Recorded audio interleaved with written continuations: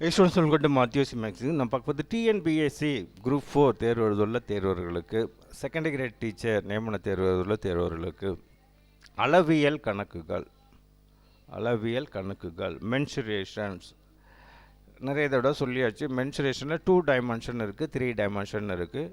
What is the difference between 2 dimension shape and 3 dimension ஷேப்புன்ட்டு உங்களால் வித்தியாசப்படுத்தி புரிந்து கொள்ள முடியுமே. ஆனால் அளவியல் கணக்குகளும் ரொம்ப ஈஸியாக போடலாம். ஓகேவா?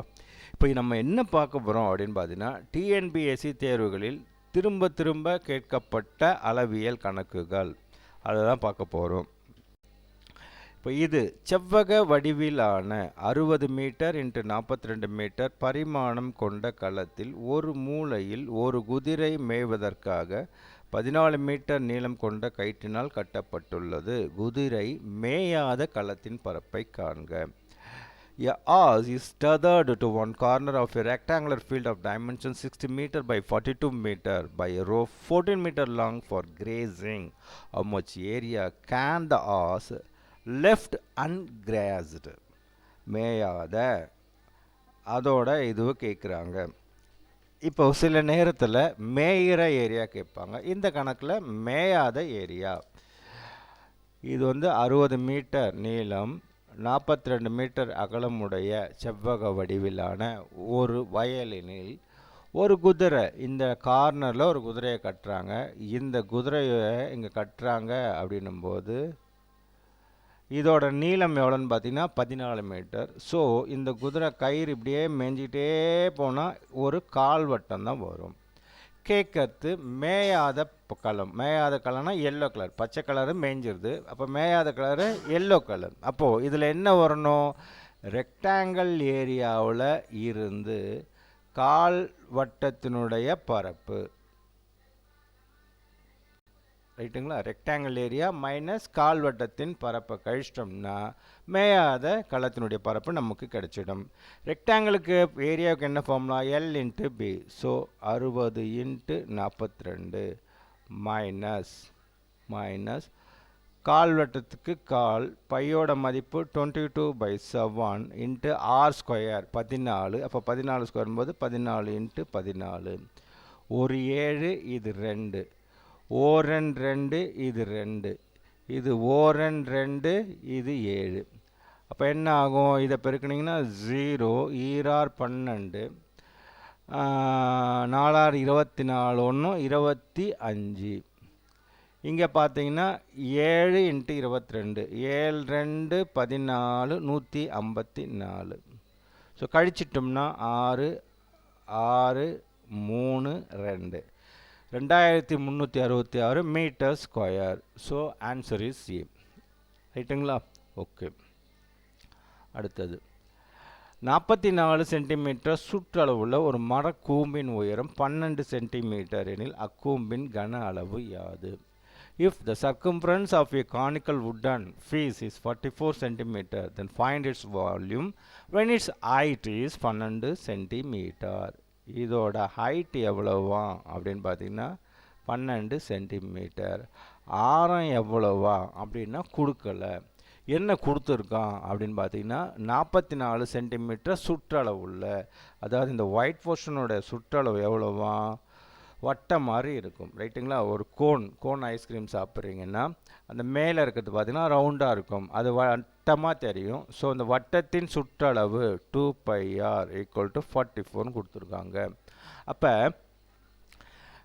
கூம்பினுடைய கன அளவுக்கு ஃபார்முலா என்ன அப்படின்னு பார்த்தீங்கன்னா 1/3πr²h, 1/3πr²h.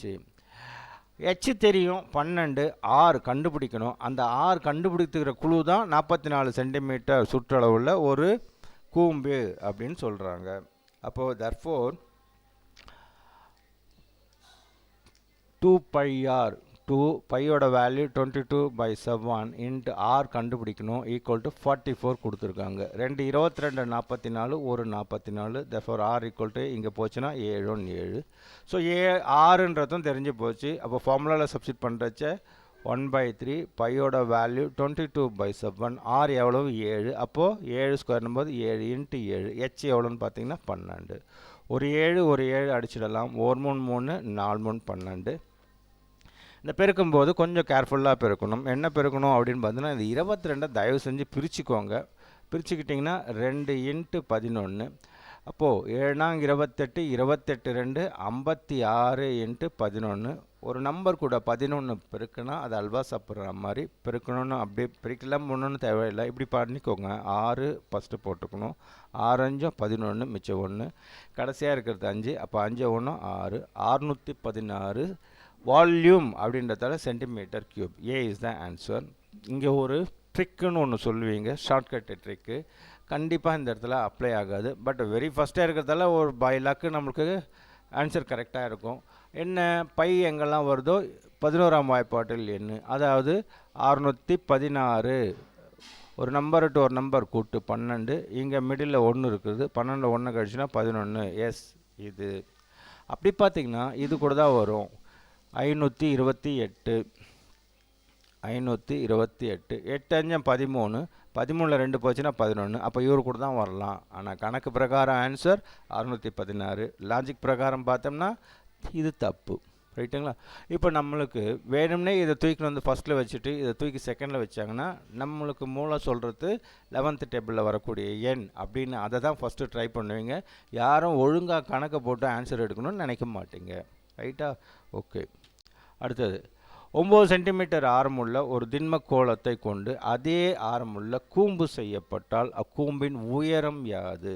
இப்போ இந்த இடத்துல இந்த கோளத்தோட ரேடியஸ் எவ்வளவு பார்த்தீங்கன்னா 9. ரைட்டுங்களா? இதே ஆரம் அப்படின்னா இதே ஆரம் இங்கேயும் அதே தான். r = 9 அளவுடைய கூம்பு செய்யப்பட்டால் இந்த கூம்பினுடைய உயரம் என்ன அப்படின்னு கேள்வி. ரைட்டுங்களா? இந்த இடத்துல ஷேப் கன்வர்ஷன், ஷேப் ஒரு ஷேப் இன்னொரு ஷேப்பாக மாறுகிறது, ஒரு வடிவம் இன்னொரு வடிவமாக மாறுகிறது. எப்போ ஒன்று இன்னொன்னா மாறுதோ நம்ம எந்த ஃபார்முலாவை யூஸ் பண்ணோம்னா வால்யூம். இது கொஞ்சம் தமிழில் விட்டுட்டு கொஞ்சம் இங்கிலீஷில் பார்த்தீங்கன்னா உங்களுக்கு நல்லா தெரியும். A solid sphere of radius 9 cm is melted. நான் நிறைய தடவை சொல்லியிருக்கேன். melted, poured. ரைட்டுங்களா? உருக்கிறது, வாக்கிறது, அப்புறமா வந்து பார்த்திங்கன்னா வாரி கொட்டுறது, தண்ணியை ஊற்றுறது இப்படின்னு வந்தாலே அது வால்யூமை பேஸ் பண்ணி கணக்கு போடணுன்றது கொஞ்சம் புரிஞ்சுக்கணும். அப்போ தர்ஃபோர் இந்த இடத்துல கோளம் என்பது கூம்பாக மாறுகிறது. அப்போ கோளத்தின் கன அளவுக்கு ஃபார்முலா 4/3 πr3. இது கூம்பினுடைய கன அளவாக மாறுது. கூம்புக்கு 1/3 πr²h. ரைட்டுங்களா? இதில் 3 3 அடிச்சிடலாம். π ஈக்குவலாக இருக்கும்போது அடிச்சிடலாம். இங்கே r² இருக்குது, இந்த இடத்துல r³ இருக்குது, அடிச்சுட்டா மிச்சம் 6. அப்போ மீதி இருக்கிறது என்னன்னு பார்த்தீங்கன்னா 4 r 1 h. ஏன் சார் 6 கூட அடிச்சிட்டிங்க அப்படின்னு ஒரு டவுட் வரும். இப்போ இந்த இடத்துல சேம் ரேடியஸ்ன்னு சொல்கிறாங்க. ரைட்டுங்களா? அதே ஆரம் உள்ள, இங்கே பார்த்தீங்கன்னா அதே ஆரம் உள்ள. அப்போ ரேடியஸ் மாறலை அப்படின்னும் போது தேவையில்லாமல் இந்த இடத்துல 9 கியூப்னு போட்டுட்டு இந்த இடத்துல 9 ஸ்கொயர்னு போட்டுட்டு ஒரு சிலர் அப்படியே அடிச்சிட்டிங்கன்னா பரவாயில்ல, இதை பெருக்கி போட்டுன்னு இருப்பீங்க. 9 cube 729, 9 square 81. Time waste. So கணக்கு படிக்கும்போதே புரிஞ்சுக்கணும். சேம் ரேடியஸ் அப்படின்னும் போது ரேடியஸை கேன்சல் பண்ணிடலாமே, அதையே நம்ம வச்சுட்டு இருக்கணும்னு அடிச்சு விட்டுடணும். அப்போ h = 4r. r நம்மளுக்கு கொடுத்துருக்காங்க எவ்வளோன்னு பார்த்தீங்கன்னா 9. அப்போ 4 9 36. இந்த இடத்துல r வந்து 9. அப்போ 4 9 36. So height of the cone is 36 centimetre. D is the answer. ரைட்டுங்களா? இந்த இடத்துலையும் ஒரு க்ளூ என்ன அப்படின்னு பார்த்தீங்கன்னா, இது வந்து ஒரு ஐடியா தான். இது எல்லா இடத்துலையும் அப்ளை ஆகணும்னா சொல்ல முடியாது. 9 சென்டிமீட்டர் அப்படின்னு சொன்னாலே எங்கே 9 பெருக்கிறோமோ, எப்படி பைக்கு 22ல் 11 ஒழிஞ்சிக்கிட்டு பெருக்குனா ஆன்சர் 11ஓட மல்டிபிள்ஸ் அப்படின்ற மாதிரி இந்த இடத்துல 9. அப்போ 9 × r²h 1/3 πr²h அப்படின்னும்போது r எங்கேயோ பெருக்க போகிறோம். அப்போ பெருக்கணும் போது 9 பெருக்குனா ஆன்சர் என்னவாக இருக்கணும்? 9ஓட மல்டிபிள்ஸ் தான் இருக்கும் அப்படின்னு பார்த்துட்டு அப்படி தேடினோம்னா எல்லாமே 9ஆக இருக்குது. எல்லாமே 9ஆக இருக்குது. ஒன்றுமே பண்ண முடியாது, கணக்கை போடணும். ரைட்டுங்களா? இங்கே திரும்ப திரும்ப சொல்லக்கூடிய விஷயம், நீங்கள் கணக்கை போடணும். அவ்வளோதான். கணக்கை போட்டு ஆன்சர் எடுக்கணும். ஓகே. அடுத்தது find the area of equilateral triangle whose circumference is 180 cm. அப்போது இந்த இடத்துல என்ன கொடுத்துருக்காங்கன்னா 180 சென்டிமீட்டர் சுற்றளவு. சுற்றளவு என்பது என்ன? ஒரு பக்கம் 2 பக்கம் 3 பக்கம் 3 பக்கத்தையும் கூட்டினால் 180 வரும். ரைட்டுங்களா? இதுதான். அது ஒரு விஷயம் தெரியணும். சமபக்க முக்கோணம்னா என்ன அப்படின்னு பார்த்தீங்கன்னா 3 பக்கமும் சமமாக இருக்கணும் அப்படி தெரியணும். அதோட கடைசியாக முக்கோணத்தின் பரப்பளவுக்கு ஃபார்முலா. சாதாரண முக்கோணம் அல்ல, சமபக்க முக்கோணம், ஈக்குலேட்ரல் ட்ரையாங்கல். ஈக்குலேட்ரல் ட்ரையாங்கலுக்கு ஏரியா என்னன்னு பார்த்தீங்கன்னா √3/4a². அப்போது 3 விஷயங்களை தெரிஞ்சால் தான் இந்த கணக்கு போட முடியும். முதல்ல சுற்றளவு 180ன்னு கொடுத்துருக்கோம். 3 பக்கம் டிவைட் பண்ணிட்டோம்னா 60. அப்போ சமபக்கம் அப்படின்றதால இது 60, இது 60, இது 60, எல்லாமே 60.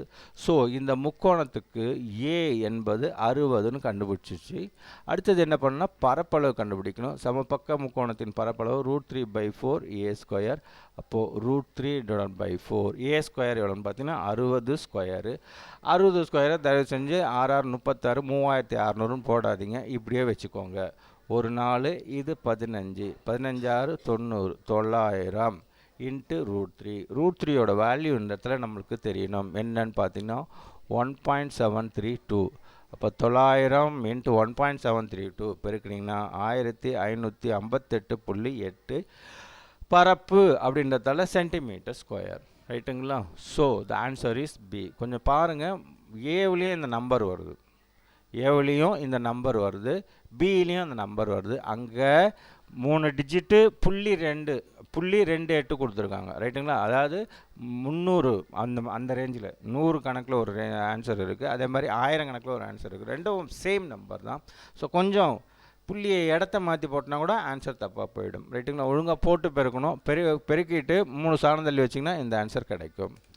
ஓகே, அடுத்தது மாட்டு வண்டி சக்கரத்தின் ஆரம் 35 சென்டிமீட்டர். இதோட ரேடியஸ் எவ்வளோவா? 35 சென்டிமீட்டர். அது 154 மீட்டர் தொலைவு கடந்தால் அச்சக்கரம் எத்தனை முழு சுற்றுகள் சுற்றியிருக்கும்? அதாவது என்ன கலந்திருந்தால் அப்படின்னா அந்த சக்கரம் சுற்றுதுன்னா இதோட சுற்றளவுக்கு 2πr. அப்போது இந்த ஒரு தடவை சுற்றிட்டே போனோம்னா, நம்ம பைக்கு இல்லை சைக்கிள் அப்படின்னா ஒரு வீல் ஒரு சுற்றுது அப்படின்னா கொஞ்சம் நடந்திருக்கும், அடுத்த சுற்றுக்கு இப்படி போகும், அடுத்த சுற்றுக்கு இப்படி போகும். அப்படி போகும்பப்போ இந்த சக்கரம் 154 மீட்டர் தொலைவு கடந்திருந்தால் எத்தனை சுற்றிருக்கும்? 1 2 3ன்னு கண்டுபிடிக்கணும். அவ்வளோதான். இப்போ இந்த இடத்துல என்ன கொடுத்துருக்காங்க? ரேடியஸ். அப்போ நம்ம ஃபஸ்ட்டு என்ன கண்டுபிடிக்கணும்? சுற்றளவு கண்டுபிடிக்கணும். இப்போ 2 பையோட வேல்யூ எவ்வளோன்னு பார்த்தீங்கன்னா 22/7. ரேடியஸ் எவ்வளோன்னு பார்த்தீங்கன்னா 35. இப்போ ஒரு 7, இது 5, 2 10, மொத்தம் 220 வருகிறது. ரைட்டுங்களா? 220. இந்த 220 அப்படின்னு பார்த்தீங்கன்னா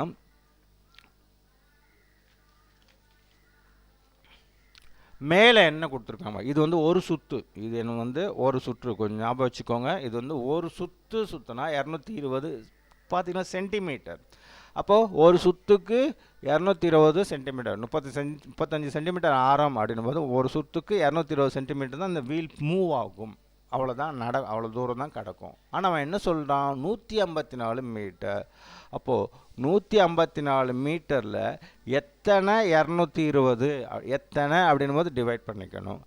இது சென்டிமீட்டரில் இருக்குது, இவர் மீட்டரில் இருக்கார். மீட்டரை சென்டிமீட்டராக மாற்றினா இன்ட்டு 100. ரைட்டுங்களா? 100 சென்டிமீட்டர் ஒரு மீட்டர். அப்போ தஃபோர் மீட்டரை கன்வெர்ட் பண்ணுறச்ச 100 சென்டிமீட்டர் அப்படின்னு மாற்றிக்கணும். மீட்டர் சென்டிமீட்டர் பண்ணால் இன்ட்டு 100. இப்போ இதில் ஒரு 0, அப்புறமா I2 10, இது 11, இது ஒரு தடவை 4 தடவை, அப்போ I14 70. So A is the answer. The total surface area of cube is 384 meter square. Find the side of the cube. இங்கே என்ன கொடுத்துருக்காங்கன்னா இந்த டோட்டல் சர்ஃபேஸ் ஏரியான்னு சொல்கிறாங்க. ஒரு கனசதுரத்துக்கு மொத்த வலைப்பரப்பு நான் ஏற்கனவே சொல்லியிருக்கேன், 3 டைமென்ஷனில் மொத்த வலைப்பரப்புன்னு ஒன்று இருக்கும், புறப்பரப்புன்னு ஒன்று இருக்கும், இல்லைன்னா வலைப்பரப்புன்னு இருக்கும், இல்லைன்னா புறப்பரப்புன்னு இருக்கும். இந்த இடத்துல மொத்த வலைப்பரப்பு தப்பு. ஒரு கனசதுரத்தின் மொத்த வலைப்பரப்பு அப்படியே வலைன்னு கொடுத்துக்கிறது கணக்கு தப்பு. யாருன்னா இருந்தால் கொஞ்சம் கரெக்டாக சொல்லுங்கள் ஏன் தப்பு அப்படின்ட்டு. ரைட்டுங்களா? ஒரு கனசதுரத்துக்கு மொத்த வலைப்பரப்பு 384 மீட்டர் ஸ்கொயர் எனில் அதன் பக்கம் எவ்வளவு? கணக்கு தப்பு இல்லை, அந்த வார்த்தை தப்பு. ரைட்டுங்களா? மொத்த வலைப்பரப்புன்னு வராது. அப்போது ஒரு 3 டைமென்ஷன் எடுத்தாலே 2 விஷயங்கள் வரும், 2 பரப்புகள் வரும். மொத்த புறப்பரப்பு, மொத்த வலைப்பரப்பு, அப்புறமா வந்து பக்கப்பரப்பு அப்படின்னு வரும். இப்போ இந்த கனசதுரம்னு எடுத்திங்கன்னா மொத்த பரப்பு அப்படின்னா அதுக்கு ஃபார்முலா 6a², ரைட்டுங்களா. இதே பக்கப்பரப்பு lateral surface area TSA LSA, டிஎஸ்ஏனா டோட்டல் சர்ஃபேஸ் ஏரியா மொத்தம், லேட்ரல் சர்ஃபேஸ் ஏரியா பக்கப்பரப்புனா நீ போய் நிற்கிற உன்னை விட ஒரு ஹைட்டாகிறாரு, உன்னால் இந்த சதுரத்தினுடைய எந்த சைட்லாம் பார்க்கலான்னா இந்த பக்கம் பார்க்குறப்ப ஒன்று, இப்படியே நடந்து போய் போனீங்கன்னா இங்கே ஒன்று, அப்படியே நடந்து போனால் அந்த பக்கம் ஒன்று, அப்படியே நடந்து வந்தீங்கன்னா இந்த சைடு ஒன்று, அவ்வளோதான். அப்போ 1 2 இந்த பக்கம் அண்ணாண்ட பக்கம் இருக்கிற 3, இது 1 4 தான் உன்னால் பார்க்க முடியும். கீழே தரையில் ஒட்டின்னு இருக்கிறதையோ தலைக்கு மேலே இருக்கிற அந்த டாப்பையோ உன்னால் பார்க்க முடியாது. அப்போ மொத்த பரப்பு 6a², அதில் உன்னால் 2 பார்க்க முடியாதுன்னா அதுக்கு பேர் 4a², அது பேர் தான் லேட்ரல் சர்ஃபேஸ் ஏரியா, புறப்பரப்பு, ரைட்டுங்களா. ஆனால் இந்த இடத்துல மொத்த பரப்பு கொடுத்துருக்காங்க. அப்போ 6a² = 384. ஓரார் 6, 6 36, மிச்சம் 2 24 4. இப்போ a² = 64 அப்படின்னும் போது a = 8. So B is the answer, ரைட்டுங்களா. ஏன் இவ்வளோ தூரம் ஒரு ஒரு ஒரு ஷேப் எடுக்கிறோன்னா அதில் இருக்கிற ஃபுல் டீட்டெயில்ஸ் உங்களுக்கு நான் சொல்கிறேன். ஏன் சொல்கிறேன்னா ஒரு கேள்வி பார்க்குறப்பவே உங்களுக்கு 2-3 கேள்விக்கான பதில் அதில் இருக்கும், ரைட்டுங்களா. சும்மா ஏதோ கனசதுரத்தின் வலைப்பரப்பு கொடுத்துருக்காங்க, அப்போ 6a² அப்படியே போட்டு கணக்கு போட்டு 8 மீட்டர் ஆன்சருன்னு டக்குன்னு சொல்லிட்டு போயிடக்கூடாது. அது உள்ளே இருக்கிற விஷயங்கள் சொன்னோம்னா அது உங்கள் மைண்டில் ஃபிக்ஸ் ஆகும், எங்கேயோ ஒரு இடத்துல அது யூஸ் ஆகும், ரைட்டுங்களா.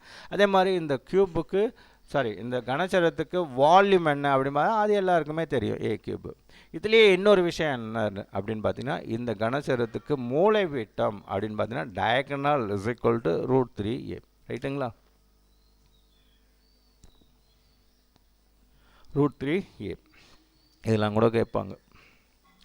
ஒரு கனசதுரம் கொடுத்துட்டு இப்போ இதே கணக்கு மொத்த வலைப்பரப்பு கொடுத்துட்டு அதன் பக்கம் கேட்காம மூலை விட்டம் என்னன்னு கேட்டிருக்காங்க. அப்போ அதுக்கு ஃபார்முலா √3a.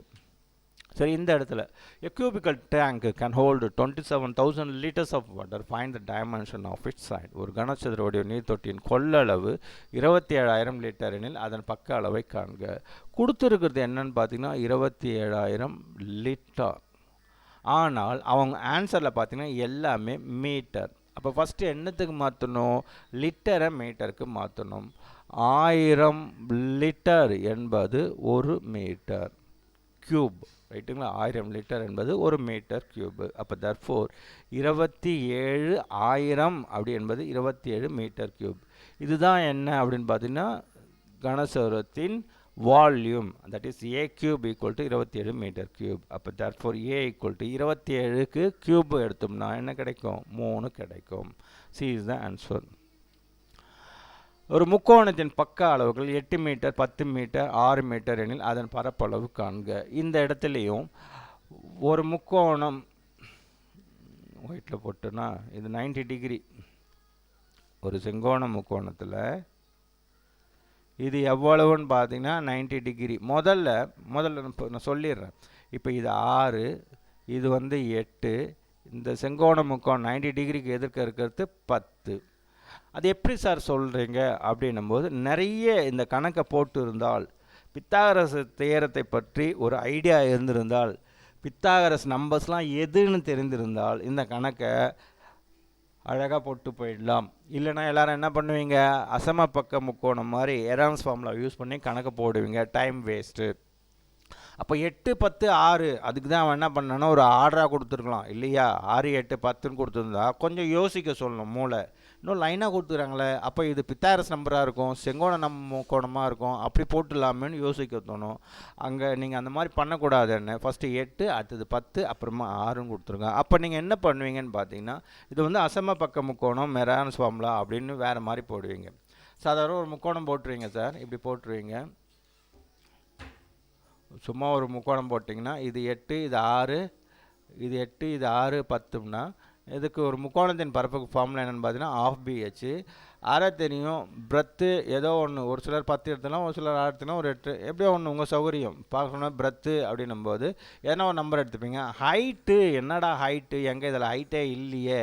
ஹைட்டு குத்து உயரம், எச் என்பது ஏதோ ஒரு முக்கோணத்தின் முனையில் இருந்து செங்குத்தாக வரையப்பட்ட கோடு தான் ஹைட்டு. அப்போ இதில் எங்கடா எச்சை காணுமேன்னு தேடின்னு இருப்போம். ஒரு சிலர் உஷாராக எரன்ஸ் ஃபார்மில் வச்சு போடுவீங்க. அப்படி போட்டாலும் ஆன்சர் வரும். But it take more time, ரைட்டுங்களா? அப்போது 8, 10, 6 என்பது ஒரு பித்தாகரஸ் எண்ணு அப்படின்னு உங்களுக்கு தெரியணும். பித்தாகரஸ் நம்பர், பேசிக் நம்பர் 3, 4, 5. இதோட ஸ்கொயர் 9, இதோட ஸ்கொயர் 16, கூட்டினீங்கன்னா 25. இது பெரிய நம்பரோட வர்க்கமாக இருக்கும். அப்போது 3, 4, 5 அப்படின்னும் போது இதோட மல்டிபிள்ஸ் எதுவாக இருந்தாலும் பித்தாகரஸ் தியரத்தை நிறைவு செய்யும், செங்கோண முக்கோணத்தை உருவாக்கும். அப்போ 2ன்னு போட்டிங்கன்னா 3, 6, 4, 8, 5, 10 முடிஞ்சு போச்சா? அப்போது 3, 4, 5 நம்பர் தெரிஞ்சிருந்தால் 3, 4, 5 என்பது ஒரு பித்தாகரஸ் ட்ரிப்ளட். அப்போது அதோட மல்டிபிள்ஸு 2 மல்டிபிள்ஸு, ஒருவேளை 3 மல்டிபிள்ஸ்னால் 3 போது 3 12, 3 5 15, அதுவும் பித்தாகரஸ் ட்ரிப்ளட்டு. அப்போ பித்தாகரஸ் நம்பரை பற்றி உங்களுக்கு ஒரு புரிதல் இருந்திருக்க வேண்டும், அதை பற்றி தெரிந்திருக்க வேண்டும். இது எங்கே இருக்குது அப்படின்னு பார்த்தீங்கன்னா டெக்ஸ்ட் புக்கில் இருக்குது. இருந்தாலும் நான் வந்து பித்தாகரஸ் நம்பர்ஸ்ன்றதுலாம் வீடியோ போட்டிருக்கேன். கொஞ்சம் யூடியூப் பாரில் போயிட்டு பித்தாகரஸ் தியரம் அப்படின்னு பார்த்து மாத்தியோசி மேக்ஸிஸின்னு போட்டு சர்ச் பண்ணிங்கன்னா வரும். ஸோ அதில் போய் பாருங்கள். எப்படி மனசில் வச்சுக்கிறதுன்றது கூட நான் சொல்லியிருப்பேன். நம்பரும் தெரியும், பட் பித்தாகரஸ் நம்பரை இப்படிலாம் நீங்கள் கனெக்ட் பண்ணிங்கன்னா ஒரு ஷார்ட்கட் ஐடியா கொடுத்துருப்பேன், அதை போய் பாருங்கள். பட் அந்த ஷார்ட்கட் ஐடியா மனசில் நிற்கணும். அது நிறைய ப்ராக்டிஸ் பண்ணால் தான் அது மனசில் நிற்கும். ஸோ பார்த்தோன்னே ஒரு தடவை பார்த்தோம்னா அது மனசில் நிற்காது, ரைட்டுங்களா? So what are the Pythagoras ட்ரிப்ளட்ஸ் அப்படின்றது வீடியோ போட்டிருக்கேன், நீங்கள் போய் பாருங்கள். இப்போ இந்த இடத்துல 3, 4, 5ன்றது ஒரு பித்தாகரஸ் ட்ரிப்ளட். இதோட மல்டிபிள்ஸ் பார்த்தீங்கன்னா 6, 8, 10. So this is also a Pythagoras triplet. அப்போது இதில் என்னன்னு பார்த்தீங்கன்னா இங்கே ஒரு பக்கம் 6, இங்கே ஒரு 8, பெருசாக இருக்கிற 10 தான் இந்த 90 டிகிரிக்கு ஆப்போசிட்டில் இருக்கிற இந்த கர்ணம். அப்போ இதில் நல்லாவே தெரியுது, இவர் தான் பிரெத்தாக இருப்பார், இவர் தான் ஹைட்டாக இருப்பார். ஏன் ஹைட்டாக இருப்பார்னா ஒரு முனையிலிருந்து செங்குத்தாக வரையப்பட்ட கோடு. நீங்கள் இதை 8ன்னு வச்சுக்கிட்டு ஹைட்டை இது கூட வச்சுக்கலாம், எப்படி வேணாலும் வச்சுக்கலாம். நமக்கு தேவை ஒரு ஹைட்டு. ஸோ அப்போ தர்ஃபோர் இதுக்கு என்ன ஃபார்முலா யூஸ் பண்ணலாம் அப்படின்னு பார்த்தீங்கன்னா ஆஃப் BH. அப்போ அரை, பிரெத் எவ்வளோன்னு பார்த்தீங்கன்னா 6, H எவ்வளோன்னு பார்த்தீங்கன்னா 8, O2 இது 3, 3 24 metre square. So the answer is A. பேனா விட்டு விட்டு எழுதுது, ரொம்ப தேஞ்சு போச்சு, பார்க்கலாம்.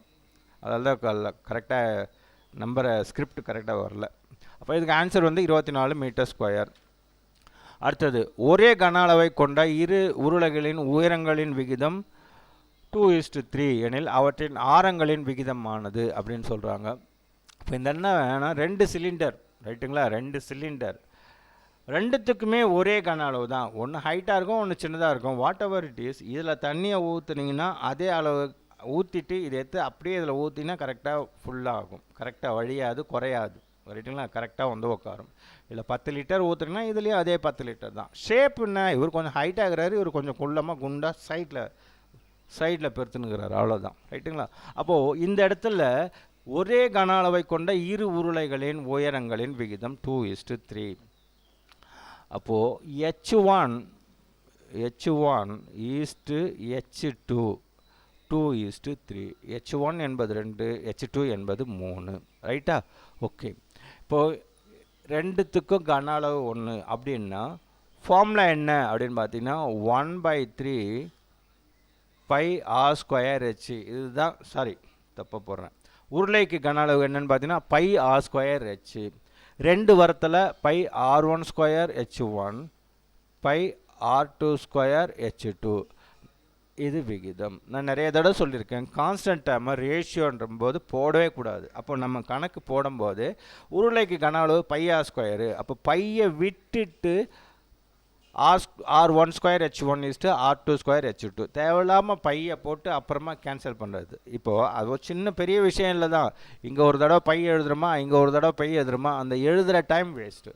அப்போது ரேஷியோ போடுறச்ச, ஈக்குவல் பண்ணுறச்ச, அந்த மாதிரிலாம் இருக்கிறப்ப கான்ஸ்டன்ட் டேர்மும் முன்னாடியே எடுத்துணும். ஃபார் எக்ஸாம்பிள், உருளையின் கன அளவு அப்படின்னும் போது 1/3 பை. அப்போது போடும்போதே அந்த 1/3 பையை போடக்கூடாது, விட்டுடணும். ஜஸ்ட்டு R1 ஸ்கொயர் H1 போடணும்.